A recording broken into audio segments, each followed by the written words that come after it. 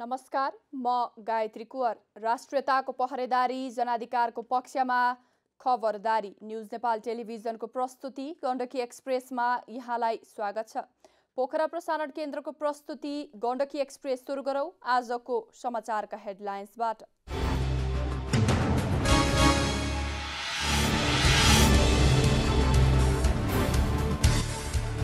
वैशाख 10 गते तनहु 1 मा हुने उपनिर्वाचनका लागि मतदान केन्द्रमा निर्वाचन सामग्री पठाउन सुरु। 152 मतदान केन्द्रमा 760 कर्मचारी पठाइएको आयोगको भनाई। उपनिर्वाचनका लागि सम्बन्धित क्षेत्रका विद्यालय 3 दिन बिदा गर्न उच्च स्तरीय निर्वाचन सुरक्षा समितिको आग्रह।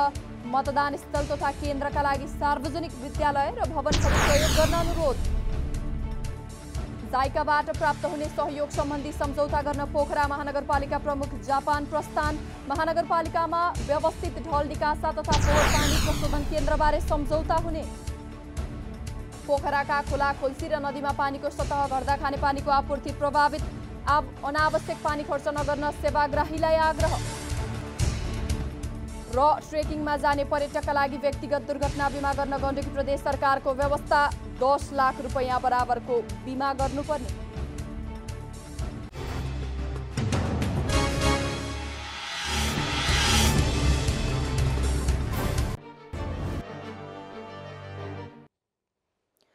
अब गण्डकी एक्सप्रेस विस्तारमा सुरु गरौँ। तनहुमा हुने उपनिर्वाचनको प्रसङ्गबाट। जिल्ला निर्वाचन कार्यालय तनहुले वैशाख 10 गते तनहु 1 मा हुने उपनिर्वाचनका लागि मतदान स्थल र मतदान केन्द्रमा निर्वाचन सामग्री पठाउन सुरु गरेको छ। 2 नगरपालिका ब्यास, भानु र 3 गाउँपालिका बन्दीपुर, आबु खैरेनी र देवघाट गरी 5 पालिकामा रहेका 69 मतदान स्थलका 152 मतदान केन्द्रका लागि सामग्री पठाइएको हो। मतदाता नामावली, मतपेटिका, छेकाबार, रबर म्याट, सुरक्षण सिल, स्वस्तिक छाप लगायत 62 प्रकारका सामग्री वितरण गरिएको छ। शुक्रबारसम्ममा सबै केन्द्रमा खटिएका कर्मचारीलाई मतदान सामग्री बुझाइसकिने निर्वाचन कार्यालयले जनाएको छ। टाढा मतदान केन्द्र भएको स्थानमा भने बिहिबार नै निर्वाचन सामग्री पठाइएको छ। मतदान केन्द्रका लागि 1 जना अधिकृत र सहायक मतदान अधिकृत, 2 जना सहायक कर्मचारी र 1 जना कार्यालय सहयोगी गरी 760 जना कर्मचारी खटाइएको छ।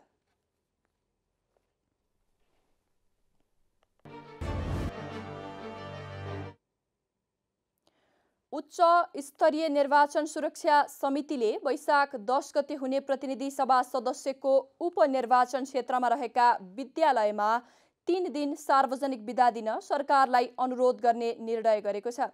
मतदान तथा निर्वाचन सम्बन्धी व्यवस्थापकीय काम सञ्चालन गर्न वैशाख 8, 9 र 10 गते 3 वटै निर्वाचन क्षेत्रका विद्यालयमा सार्वजनिक बिदा दिन सरकारसँग आग्रह गर्ने समितिको बैठकले निर्णय गरेको आयोगका सहायक प्रवक्ता सूर्य प्रसाद अर्यालले बताउनु भएको छ।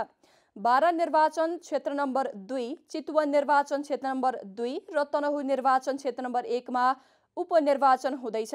समितिका संयोजक एवं निर्वाचन आयुक्त सगुन शमशेर राणाको अध्यक्षतामा बुधबार बसेको बैठकले मतदान स्थल तथा केन्द्र तोकिएका सार्वजनिक विद्यालय, वडा कार्यालय, स्वास्थ्य चौकी तथा अन्य भवन एवं भौतिक संरचना मतदान प्रयोजनका लागि उपयोग गर्न स्थानीय तहलाई आग्रह गर्ने निर्णय गरेको छ।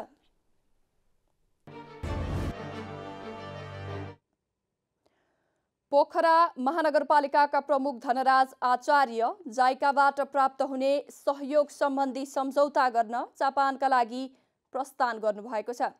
जापान अन्तर्राष्ट्रिय सहयोग नियोग जाइकाको औपचारिक निमन्त्रणमा प्रमुख आचार्य जापान जानुभएको हो।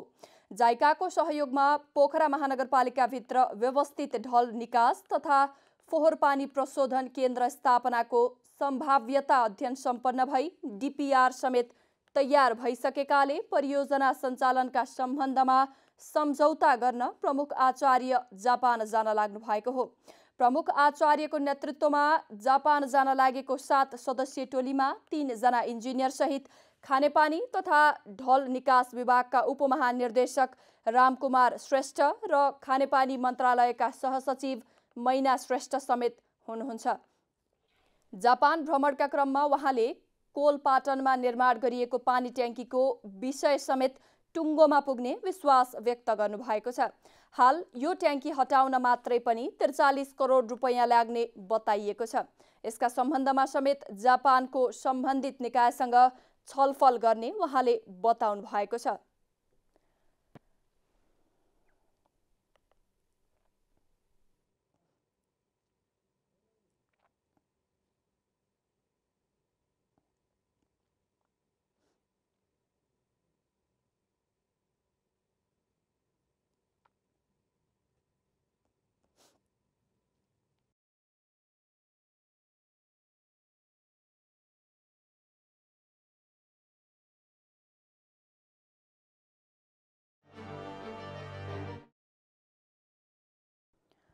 पोखराका खोला, खोल्सी र नदीमा पानीको मात्रा घटेको छ। मर्दी खोला पोखरामा खानेपानी वितरण गर्ने मुख्य स्रोत हो। खोलामा पानीको सतह घटेपछि पोखरामा खानेपानी वितरणमा समस्या परेको छ। नेपाल खानेपानी संस्थान पोखरा कार्यालयले माग भए जति खानेपानी पुर्याउन गाह्रो परेको सूचना जारी गरेको छ। खडेरीका कारण हाल भइरहेको पानीको कमीले पोखरा महानगरभित्र कतिपय स्थानमा पानी वितरणमा समस्या आएको सूचना मार्फत जानकारी दिइएको हो। पानी आपूर्ति नभएका क्षेत्रमा आलोपालो गरी वितरणका लागि संस्थान प्रयासरत रहेकाले अनावश्यक पानी खर्च नगर्न सेवाग्राहीलाई आग्रह गरेको छ। पोखरामा ल्याउने पानीको सतह घटेको संस्थानका वितरण प्रमुख सब इन्जिनियर लक्ष्मण पाण्डेले जानकारी दिनुभएको छ। खानेपानीको समस्या समाधान गरिदिन भन्दै दिनहुँ सयौं सेवाग्राहीको फोन आउने गरेको संस्थानको वितरण शाखाका कर्मचारी बताउँछन्। घरमा पानी नआएको गुनासोसहित दैनिक 300 भन्दा बढी फोन आउने गरेको कर्मचारी बताउँछन्। मुहानमा पानीको सतह घट्नु प्रमुख कारण भए पनि खानेपानीको नयाँ प्रोजेक्ट परीक्षणको कामले पनि खानेपानी वितरणमा समस्या भएको सब इन्जिनियर पाण्डेले बताउनुभयो। हाल पोखरामा दैनिक 7.5 करोड लिटर पानी आवश्यक रहेको कार्यालय प्रमुख आशिष कार्कीले जानकारी दिनुभएको छ। यसमा दैनिक 5.5 करोड लिटर आपूर्ति भइरहेको छ। बागलुङको स्थानीय वनमा लागेको डडेलोका कारण भण्डार गाउँ जोखिममा परेको छ। जैमिनी नगरपालिका 1 को कानले वनमा लागेको डडेलो भण्डार गाउँमा पसेपछि बस्ती नै जोखिममा परेको वडाध्यक्ष विष्णु आचार्यले जानकारी दिनुभएको छ। हावाहुरीका कारण आगो निभाउन नसक्दा बस्तीमा समेत जोखिम बढेको र स्थानीय त्रसित रहेको उहाँको भनाइ छ।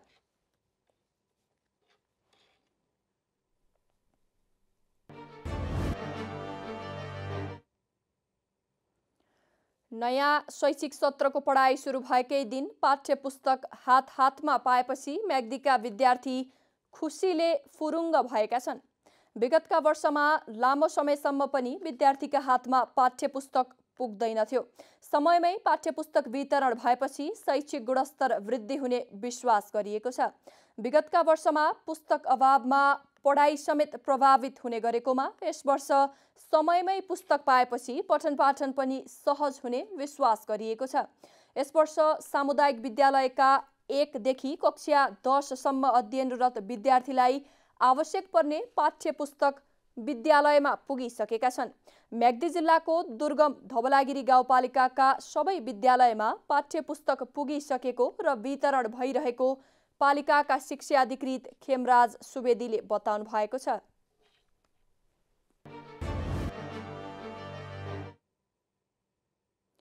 चिकित्सक गोविन्द केसी बागलुङको निसीखोला गाउँपालिकामा बिरामीको उपचारमा खटिरहनु भएको छ। केसीले स्वास्थ्य चौकीमा बिरामीको उपचार गरिरहनु भएको छ। डाक्टर केसीले 3 दिनसम्म बिरामीको उपचार गर्ने जानकारी दिनुभएको छ। डाक्टर केसी गत वर्ष धोरपाटनको बोबाङ क्षेत्रका नागरिकको उपचारका लागि आउनु भएको थियो। आफू यो समयमा फुर्सदमा भएकाले निसीखोला आएको उहाँको भनाइ छ। निसीखोला गाउँपालिकाका अध्यक्ष सूर्यबहादुर घरती मगरले डाक्टर केसीले 3 दिन बिरामीको उपचार गर्ने बताएपछि गाउँपालिकाले औषधिको व्यवस्थापन गरेको छ।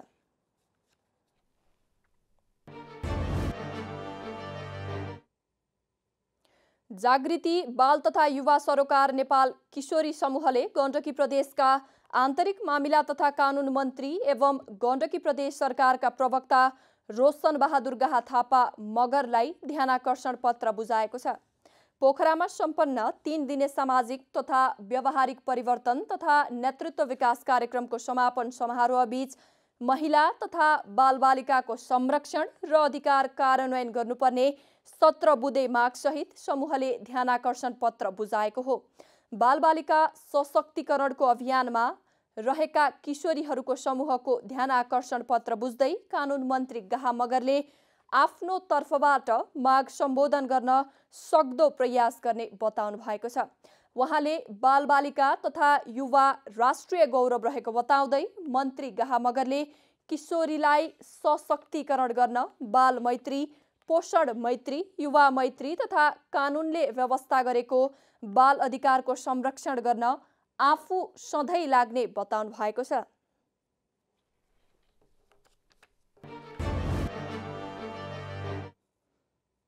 पोखरा महानगरपालिका 32 लामेहाल स्थित ल्यान्डफिल साइटमा फोहोर पुर्ने डोजरले च्यापिएर चालकको मृत्यु भएको छ। फोहोर पुर्न प्रयोग गरिएको G1 G134 नम्बरको डोजरले किचेर बिहिबार साँझ चालक 60 वर्षीय मुसाफिर दास तत्माको मृत्यु भएको हो। फोहोर व्यवस्थापन शाखाका कर्मचारी हर्क गायकका अनुसार फोहोर पुर्न डोजर चालु अवस्थामा राखेर चालक तत्मा डोजर अगाडि पुग्नु भएको थियो। स्टार्ट भइराखेको डोजर अगाडि बढ्दा चालकलाई पेलेको आफूले जानकारी पाएको गायकले बताउनु भएको छ। पोखरा महानगरपालिकाले पुस अन्तिममा नयाँ विमानस्थल सञ्चालनमा आउनु अघि सेती नदीको किनार लामेआहालमा अस्थायी ल्यान्डफिल साइट बनाएको थियो। लामेआहालमा थुपारिएको फोहोर पुर्ने काम चालक तत्माले गर्दै आउनु भएको थियो।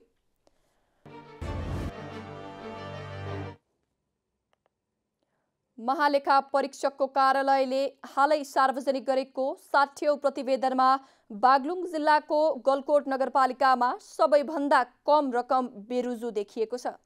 गलकोटमा 0.08 रकम मात्रै बेरुजु देखिएको हो। बेरुजु फछ्यौट प्रक्रियामा गइसकेको नगर प्रमुख भरत शर्मा गैरेले बताउनु भएको छ। आर्थिक वर्ष 2078-79 को लेखा परीक्षणमा गलकोटको 1,71,08,29,000 रुपैयाँको लेखा परीक्षण भएकोमा 14 लाख रुपैयाँ बेरुजु भएको देखिएको हो। लेखा अधिकृत कृष्ण प्रसाद खरालका अनुसार यो रकम पनि पेस्की फछ्यौटको 9,95,000 रुपैयाँ सफ्टवेयरमा चढाउन ढिलाइ भएको र असुल उपर भइसकेको रकम 3,22,000 प्रविष्टि गर्न ढिलो भएको हो। गाउँपालिकाका प्रमुख प्रशासकीय अधिकृत प्रकाश गैरेका अनुसार अधिकांश बेरुजु रकम प्रक्रियागत त्रुटिमा मात्रै भएका छन्। बरेङ गाउँपालिकामा 1.16%, निसीखोला गाउँपालिकामा 4.59% र बागलुङ नगरपालिकामा 4.98% बेरुजु देखिएको हो। बडीगाड गाउँपालिकामा 3.66%, जैमिनी नगरपालिकामा 4%, तमानखोला गाउँपालिकामा 4.66%, धोरपाटन नगरपालिकामा 2.43% र काठेखोला गाउँपालिकामा 3.73% रकम बेरुजु देखिएको हो। वर्षेनी बाढी पहिरोले पर्वतमा सयौं परिवार घरबार विहीन हुन परेको छ। मनसुनजन्य क्षतिबाट घर गुमाएका परिवारका लागि अर्को मनसुन सुरु हुने बेलासम्म पनि जिल्लाका पालिकाले पुनर्वासको व्यवस्थापन मिलाउन सकेका छैनन्। जिल्ला प्रशासन कार्यालयका अनुसार गत वर्ष मनसुन तथा विभिन्न प्राकृतिक विपदबाट बस्ती गुमाएका परिवारको संख्या करिब 600 हाराहारीमा छ। ती परिवारलाई हालसम्म पुनर्वासको व्यवस्था हुनुपर्ने हो। हरेक वर्षातको समयमा हुने बाढी पहिरो तथा वर्षैभरि हुने विपदजन्य क्षतिको विवरण सङ्कलन गर्ने जिम्मा स्थानीय पालिकाको हो। पालिकाले विपदजन्य क्षतिको व्यवस्थापन र घरबारविहीन परिवारलाई माथिल्लो निकायसँगको सहकार्यमा हरेक हिउँदमा क्षतिग्रस्त घरको पुनर्निर्माण गर्नुपर्ने हो। तर स्थानीय सरकारको व्यवस्थाका कारण अर्को मनसुन सुरु हुने समयसम्म पनि 600 भन्दा धेरै परिवारले नयाँ घर निर्माणको सुरसार समेत गर्न पाएका छैनन्। मापदण्ड अनुसार पालिकाले गर्नुपर्ने काम सुरु गर्न नसक्दा पीडितले अनुदान पाउनु त परैको कुरा, जिल्लास्थित विपद व्यवस्थापन समितिमा विवरण समेत पठाउन सकेका छैनन्। विपदजन्य क्षतिमा घर गुमाएका परिवारले पुनर्निर्माणका लागि 4 लाख रुपैयाँ अनुदान पाउने व्यवस्था छ। प्रशासनका अनुसार क्षतिग्रस्त घर निर्माणका लागि स्थानीय पालिकाको सम्बन्धित वडाको स्थलगत प्रतिवेदन र सिफारिस, प्रहरी मुचुल्का, दुरुस्त देखिने तस्बिर, अन्यत्र घर नभएको पुष्टि हुने कागजात लगायत आवश्यक हुन्छ। घरधनीले नयाँ घर निर्माणको सम्झौता गरेपछि 3 चरणमा गरी 4 लाख रुपैयाँ अनुदान बापत प्राप्त गर्दछन्। तनहुका स्थानीय तहबाट श्रम स्वीकृति दिने प्रक्रिया सुरु भएको छ। श्रम, रोजगार तथा सामाजिक सुरक्षा मन्त्रालयको परिपत्र अनुसार जिल्लाका स्थानीय तहबाटै यो व्यवस्था सुरु भएको हो। जिल्लाका स्थानीय तहमा रहेका रोजगार केन्द्रबाट सेवा सुरु भएको छ। गाउँपालिकाका रोजगार संयोजक शरण सिंह गुरुङका अनुसार मन्त्रालयको परिपत्र अनुसार नै काम सुरु गरिएको हो। वैदेशिक रोजगारीमा जानेले यसअघि पोखरा वा काठमाडौँ गएर यस्तो स्वीकृति लिनुपर्ने बाध्यता रहेकोमा अब गाउँघरमै रहेकोमा स्थानीय सरकार मार्फत सेवा पाउने गुरुङले बताउनु भएको छ।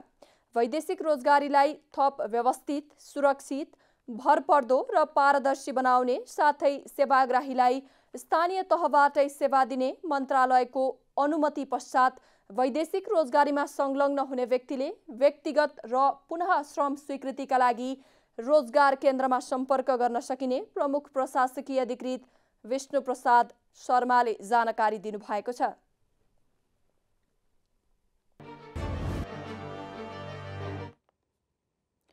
गोर्खा जिल्लाको पर्यटकीय क्षेत्र बारपाकमा नेपाल टेलिकमको नेटवर्कमा समस्या देखिएको छ। करिब 1400 परिवारको बसोबास रहेको बारपाक क्षेत्रमा 2 सातादेखि टेलिकमको नेटवर्कमा समस्या आएको हो। स्थानीयवासी सुकबहादुर गुरुङका अनुसार नेटवर्कमा समस्या आएपछि फोन गर्न र इन्टरनेट चलाउन कठिनाई भएको छ। नेपाल टेलिकम गोर्खा शाखाका प्रमुख सरोज अर्यालले बारपाकमा रहेको टेलिकमको टावरमा विद्युत भोल्टेज नपुग्दा नेटवर्कमा समस्या आएको बताउनु भएको छ। समस्या समाधान गर्न त्यहाँ रहेको टेलिकमको टावरमा केन्द्रीय प्रसारण लाइनको 3 फेज लाइनको मिटर जडान गर्न कार्यालयले प्रयास गरिरहेको उहाँले बताउनु भएको छ।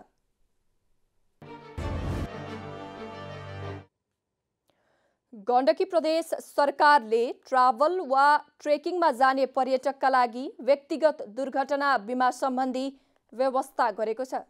गण्डकी प्रदेश ऐन 2079 अन्तर्गत उद्योग, पर्यटन, वन तथा वातावरण मन्त्रालयले प्रदेश पर्यटन नियमावली जारी गरेको छ।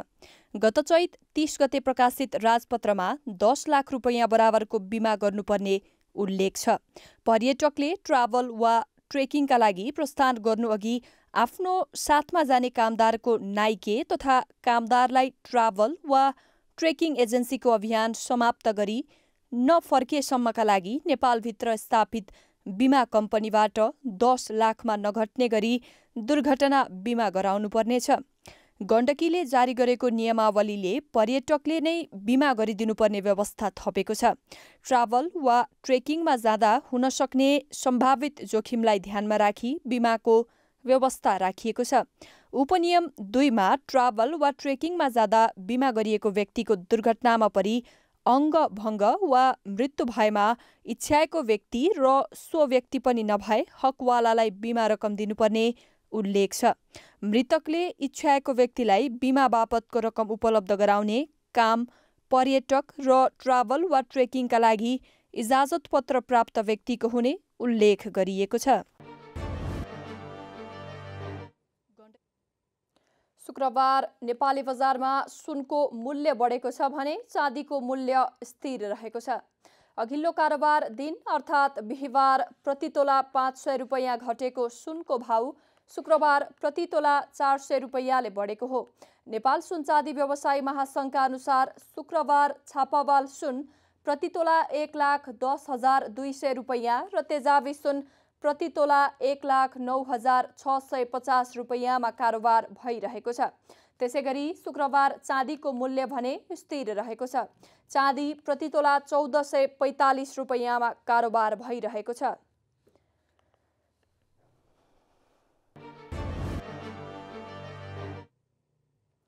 अब मौसम समाचार। हाल देशमा पश्चिमी वायुका साथै स्थानीय वायुको प्रभाव रहेको हुँदा सुदूरपश्चिम कर्णाली, लुम्बिनी र गण्डकी प्रदेश लगायत अन्य पहाडी भूभागमा आंशिकदेखि सामान्यतया बदली रहनेछ। सुदूरपश्चिम कर्णाली, लुम्बिनी र गण्डकी प्रदेशका पहाडी भूभागका केही स्थानमा तथा देशका बाँकी भूभागका थोरै स्थानमा मेघ गर्जन र चट्याङसहित षडिक वर्षाको सम्भावना तथा तराईका थोरै स्थानमा हावाहुरीको सम्भावना रहेको जल तथा मौसम विज्ञान विभागले जनाएको छ। बाँकी भूभागमा आंशिक बदलीदेखि मौसम सामान्यतया सफा रहनेछ। विभागले चट्याङ हावाहुरीबाट हुन सक्ने जोखिमबाट बच्न आवश्यक सतर्कता अपनाउन अनुरोध गरेको छ। राति देशका पहाडी भूभागमा आंशिकदेखि सामान्यतया बदली रही बाँकी भूभागमा मौसम सामान्यतया सफा रहनेछ। पहाडी भूभागका थोरै स्थानमा मेघ गर्जन र चट्याङसहित हल्का वर्षाको सम्भावना रहेको विभागको बुलेटिनमा उल्लेख छ।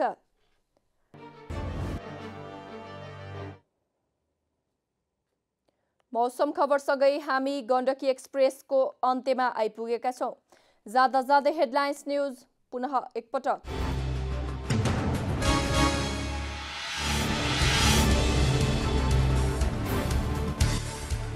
वैशाख 10 गते तनहु 1 मा हुने उपनिर्वाचनका लागि मतदान केन्द्रमा निर्वाचन सामग्री पठाउन सुरु।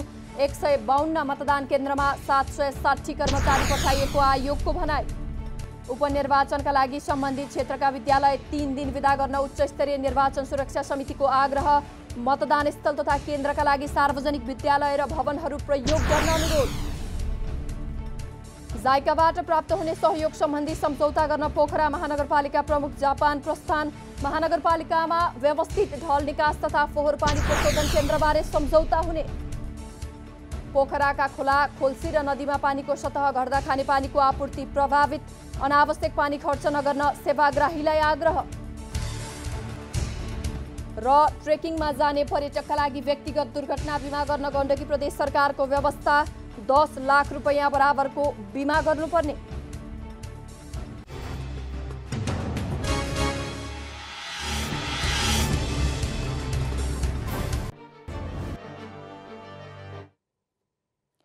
दर्शकवृन्द, न्युज नेपाल टेलिभिजनमा गण्डकी प्रदेशको प्रस्तुति गण्डकी एक्सप्रेस आजलाई यति नै।